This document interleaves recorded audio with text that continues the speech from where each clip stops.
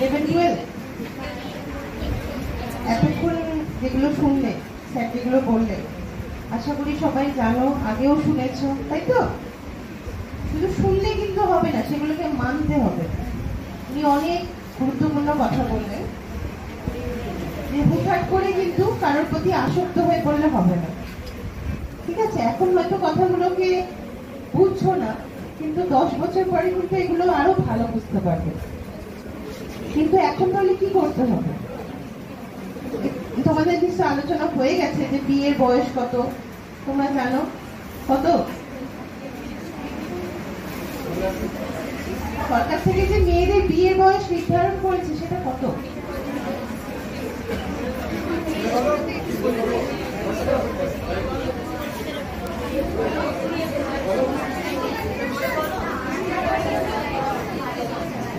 এখনো হয়নি, 18ই আছে। আর ছেলেদের 21। তাহলে কি 18 হয়ে গেলে বিয়ে করতে হবে? কেন করতে হবে না? কেন করবো না? কারণ আমার তো পড়াশোনাই কমপ্লিট হয়, এটাই মনে রাখতে হবে যে আমি তো সবে 12 পাস করেছি, এখনো আমাকে কলেজ পাস মানে গ্রাজুয়েশন করতে হবে, হায়ার স্টাডিজ করতে হবে, যাতে করে আমি নিজের পায়ে দাঁড়াতে পারি, নিজে স্বাবলম্বী হতে পারি, আমি মা বাবাকে দেখতে পারি, তাই তো?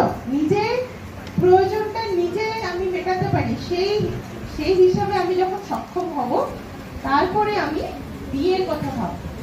এটাই মনে মনে করতে হবে। এই না যে 18 মানে 18 মাস দুদিনেই বিয়ে করে নিতে পারি, সে করতেই পারো, সেটা তখন ইলিগাল থাকবে না, কিন্তু না করাই তো ভালো।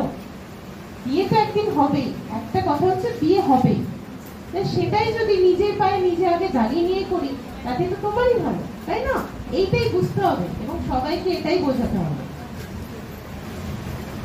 দেখো, রান্না বান্না সবাইকেই করতে হবে, আমাকেও রান্না বান্না করতে হবে, তো সেটাই করব, তো আগে নিজে প্রতিষ্ঠিত হবো, তারপরে নিজের ইচ্ছাতে করবো, তাই না?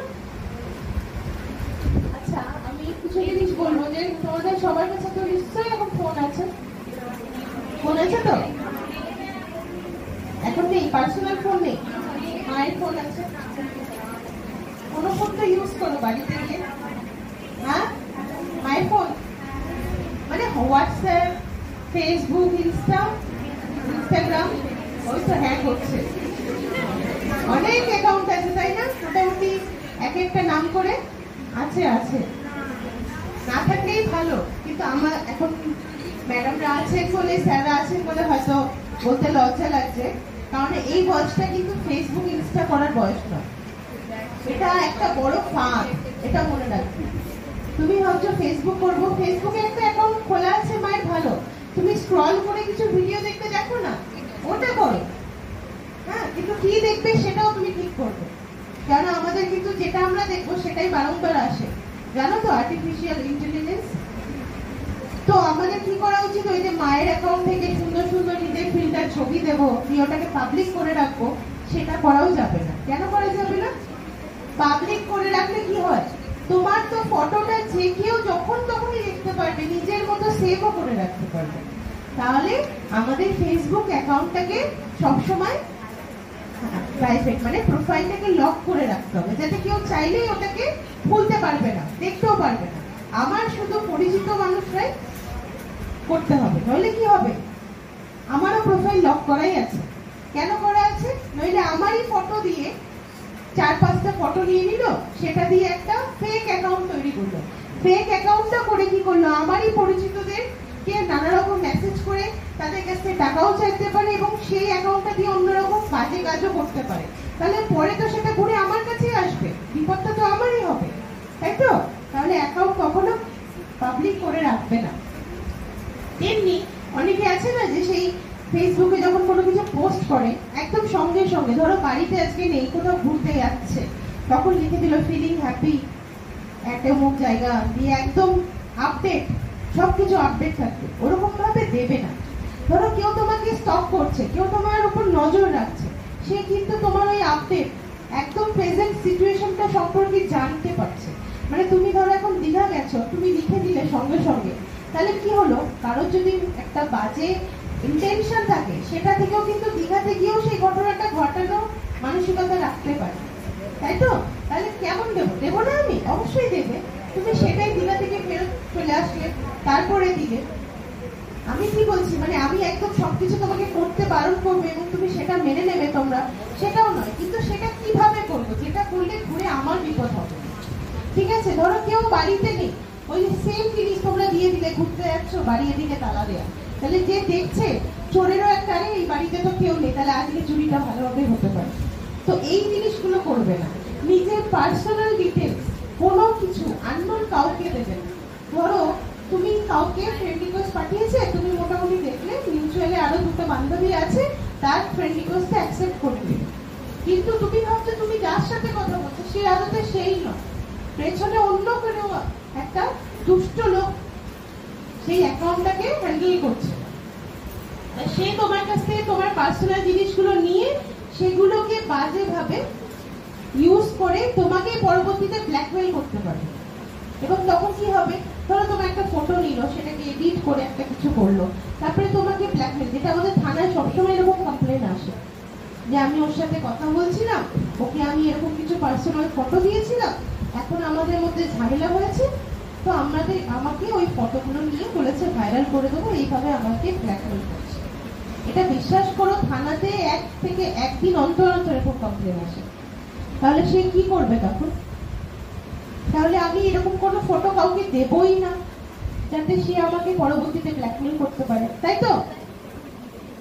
তেমনি কোনো ডেটা, তোমার আধার কার্ডের ডিটেলস, এই নাম্বার ওই নাম্বার, এগুলো দেবে না। ভিডিও কল আসলে, আমি বারবার বলছি যে ভিডিও কল আসলে আননোন নাম্বার থেকে ভিডিও কল অ্যাকসেপ্ট করবে না।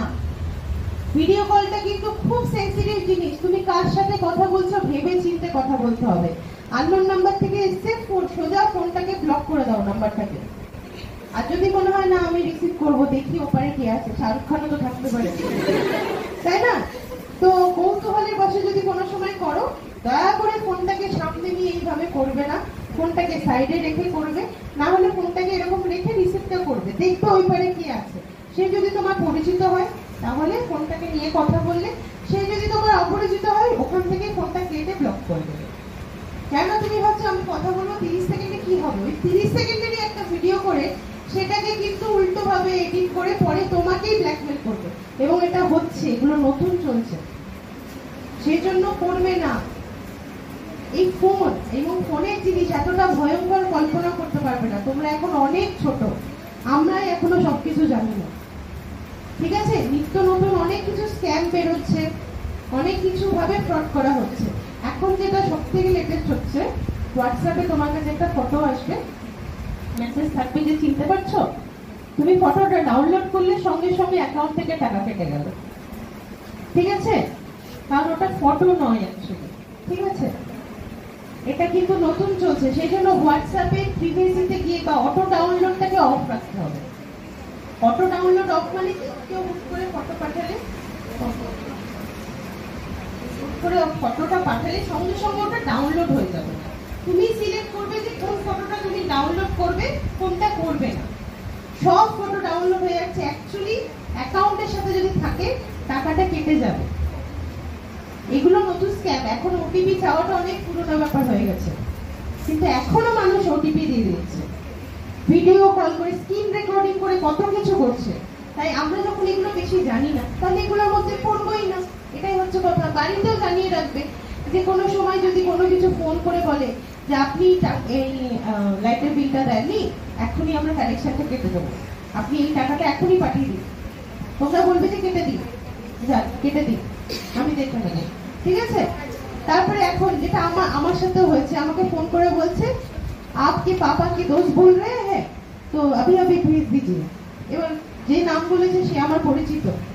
তারপরে আমি বললাম ঠিক আছে, আমি ঘুরিয়ে বললাম পাপাকে বলিয়ে, পাপা বলে এই যে পরিচিত বলে ইয়ে করে এমার্জেন্সিতে তোমার কাছে টাকা চাইবে, তুমি সঙ্গে সঙ্গে টাকাটা পাঠিয়ে দেবে, এটাও করবে না।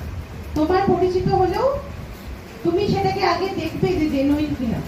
অনেক রকম স্ক্যাম বেরোচ্ছে, বাড়িতেও বলে রাখবে। ফোন থেকে যদি কেউ বলে আজকে ব্যাংক থেকে ফোন করছি, লোন চাই কিনা, এখন মানুষের দরকারটা বুঝে কিন্তু এই স্ক্যাম গুলো তৈরি হচ্ছে যে আমরা ইনস্ট্যান্ট লোন, তুমি ভাবছো ব্যাংক থেকে লোন নিতে যাবো, অনেক প্রসিডিওর, তার থেকে ভালো ফোনে আমি 5 মিনিটে দিয়ে দিচ্ছি। প্রথমবার হয়তো কোনো কিছু করছো, তুমি লোনের থেকে 5 5,000 টাকা পেয়ে গেলে, পরের বার করলে 10,000 টাকা পেয়ে গেলে, ভাবলে যে এবার তো আমি কিছু নিয়ে করলে। তারপরে যখন তুমি আবার এক্সট্রা একটা টাকা দেবে, দেখবে ওই টাকাটা আর তুমি পেলে না। তো এই স্ক্যাম গুলো থেকে নিজেদেরকে সাবধান রাখতে, বাড়িতেও বলবে কোনো কিছু কোয়ারিজ হলে অবশ্যই 1930 জানাতে। এই নাম্বারটা শুনেছো নিশ্চয়ই, সাইবার ফ্রড কোনো কিছু হলে 1930 ফোন করবে। আর চাইল্ড লাইন সম্পর্কিত কোনো কিছু হলে, যেটা একটু আগে শুনলে নাম্বারটা স্যার বললেন, 1098, এটা তো খুব সোজা নাম্বার মনে রাখার জন্য। চাইল্ড লাইন হেল্পলাইন নাম্বার হচ্ছে 1098। এমন কোন সমস্যা যেটা মনে হচ্ছে আমি বাড়িতে বলতে পারছি না, স্কুলে দিদিদেরকে বলতে পারছি না, ম্যাডামদেরকে বলতে পারছি না, কিন্তু আমাকে এই কথাটা জানাতেই হবে, তখন কিন্তু তোমার নাম পরিচয় না জানিয়েও তুমি এখানে ফোন করে বলতে পারো। ঠিক তেমনি 18 নিচে কারোর বিয়ে হচ্ছে বা তোমাকেই জোর করে তোমার বাড়ি থেকে দিচ্ছে, এরকম কোনো কিছু হচ্ছে, তোমরা কিন্তু প্রতিবাদ করবে। একা যদি না পারো আমাদেরকে বলবে, স্কুলে বলবে, টিচারদেরকে বলবে। অবশ্যই সবকিছু এখন বড় হচ্ছে মানে বন্ধুর মতো মিশতে হবে, সমস্যাকে চেপে রাখলে হবে না। স্কুলে আসার পথে, স্কুল থেকে যাওয়ার পথে, রাস্তাঘাটে কেউ ডিস্টার্ব করছে প্রতিদিন একই জায়গায়, বা দেখছো এরকম অন্য কারোর সাথে হচ্ছে, সেটাও আমাদেরকে জানাবে, টিচারদেরকে জানাবে, আমাদেরকে জানাবে। আরামবাগ থানা, আরামবাগ মহিলা থানা। আর আরামবাগ মহিলা থানায় ফোন করার জন্য একটা সোজা নাম্বার আছে, মানে শুধু মহিলা থানা না, যে কোনো নাম্বার বলো তো, যে কোনো থানা কি আছে নাম্বারটা, পুলিশের নাম্বার কি?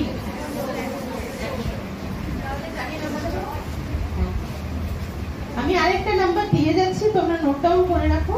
ইন কেস কোনো কিছু হলে, জেনুইন সমস্যা হলে অবশ্যই জানাবে, ঠিক আছে? 9147 দাঁড়িয়ে গেছি।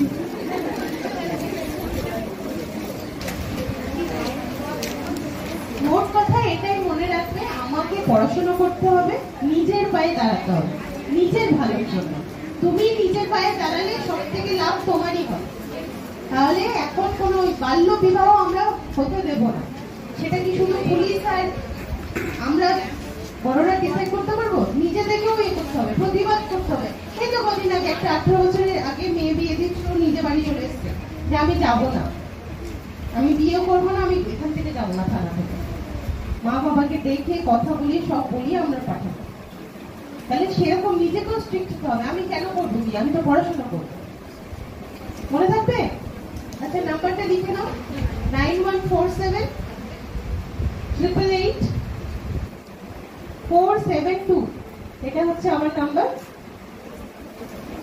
ঠিক আছে? কোনো কিছু হলে অবশ্যই ফোন করবে।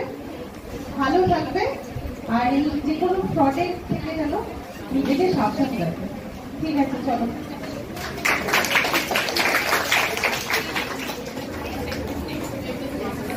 অসংখ্য ধন্যবাদ মাননীয় পাপিয়া বিশ্বাস মহাশয়কে। অনেকগুলো